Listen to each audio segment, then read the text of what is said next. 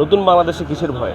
15 বছর ধরে একটা সম্পর্ক, নট অনলি মনের সম্পর্ক বাট অলসো টাকা পয়সার সম্পর্ক। তো আপনার বিবেকের কাছে প্রশ্ন, আপনি একটা খুনি দলকে, খুনি মানুষকে হেল্প করছেন। একটা সরকার এসেই কিন্তু সে পুলিশ তুমি গুলি করো, সেনাবাহিনী গুলি করো, র্যাব গুলি করো, এটা কিন্তু হবে না। এই জিনিসটা সে ক্রিয়েট করছে 15 বছর ধরে। তো যারা হেল্প করছে রাইট নাও, তো তাদের সাথে কিন্তু 15 বছর ধরে একটা সম্পর্ক, নট অনলি মনের সম্পর্ক বাট অলসো টাকা পয়সার সম্পর্ক, জমি টমি সম্পর্ক, নানান সম্পর্কের কারণে কিন্তু হচ্ছে গিয়া আপনার তারা এই সিস্টেমের ওই পিছনের সম্পর্কের দিক থেকে হয়তো এখন হেল্প করছে, অথবা টাকার বিনিময়ে হেল্প করছে, অথবা তারাও স্বপ্ন দেখছে যে টুমরো সে আসবে।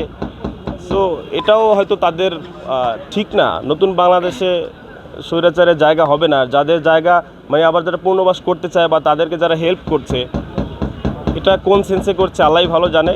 কারণ মানুষ এখন সত্য কথা বলতে পছন্দ করে, সত্য কথা বলে যাবে। বাট যারা হেল্প করছে তাদের সতর্ক হওয়া উচিত। আপনি যে জন্য হেল্প করছেন ওটা কিন্তু মিডিয়ায় আসছে, মিডিয়ায় আসার পর কিন্তু আপনি টিকতে পারছেন না, আপনার চাকরিও হারাচ্ছেন বা হারাবেন। বা এটা তো আপনার বিবেকের কাছেও প্রশ্ন, আপনি একটা খুনি দলকে, খুনি মানুষকে হেল্প করছেন। আপনি তো মরবেন, আপনার তো ছেলে সন্তান আছে, আপনার ছেলে সন্তান তো লেখাপড়া করবে, বাংলাদেশে বসবাস করবে।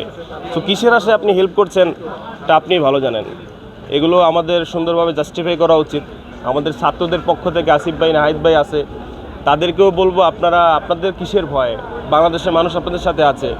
কোনো জায়গায় যদি স্পেস দেখেন যে সে নতুন বাংলাদেশে এসে জায়গা নিয়ে, চেয়ার নিয়ে সে অন্য দেশের কথা বলে, খুনির দলের হয়ে কথা বলতে চায়, সেটা আপনারা মানুষদেরকে বলুন, জানান। নতুন বাংলাদেশে কিসের ভয়? গত এক সপ্তাহ আগে বোর্ডে গিয়েছিলাম আমার পার্সোনাল নিজের কাজে, আমার সার্টিফিকেটের নাম সংশোধনের জন্য।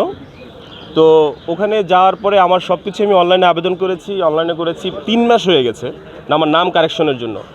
তো ওখানে আমি আমার পার্সোনালটা বললেই, উদাহরণটা দিলে ক্লিয়ার হয়ে যাবে। তো ওখানে এসে জানতে পারলাম সমস্ত বলতে অনেক পার্সেন্ট লোক পরিবর্তন হয়েছে, যার জন্য যারা নতুন আসছে তারা কাজ করতেও মানে হচ্ছে তাদের বুঝতেও সময় লাগতেছে।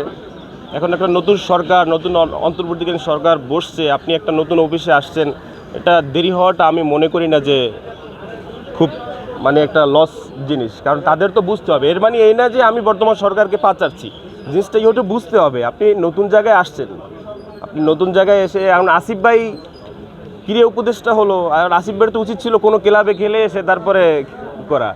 এখন মানুষজন তো চাইছে, তার জন্য এখন বসতে তো ভাই সময় লাগবে। এখনকার স্টুডেন্ট আবার পড়াশোনার জন্য ট্রাফিক আইন পালন করতে খুব ভালোবাসে। সো অসুবিধা কিছু দেখছি না।